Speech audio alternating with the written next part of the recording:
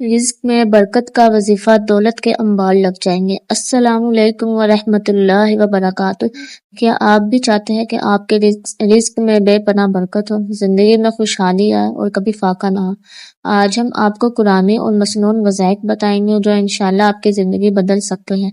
پیارے دوستو، رزق کی تنگی دور کرنے کے لیے سب سے بہترین عمل ہے روزانہ سورۃ الواقعہ کی تلاوت۔ حضور صلی اللہ علیہ وآلہ وسلم نے فرمایا، جو شخص سورۃ الواقعہ پڑھتا ہے اسے فاقہ نہیں ہوگا۔ طریقہ یہ ہے کہ ہر روز عشاء کی نماز کے بعد سورۃ الواقعہ پڑھنے کی عادت ڈالے۔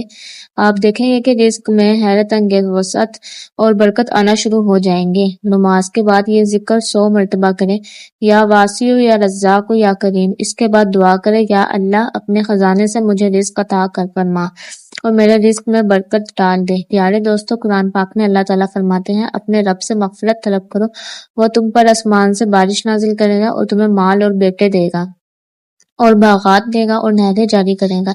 دن میں کم از کم 100 مرتبہ استغفار کرے، استغفر اللہ ربی من کل ذنب واتوب الیہ۔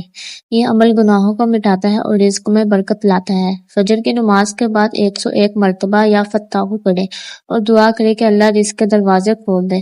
دوستو، یاد رکھیں، نماز کی پابندی، حلال کمائی اور شکر گزاری بھی رزق میں برکت لاتی ہے۔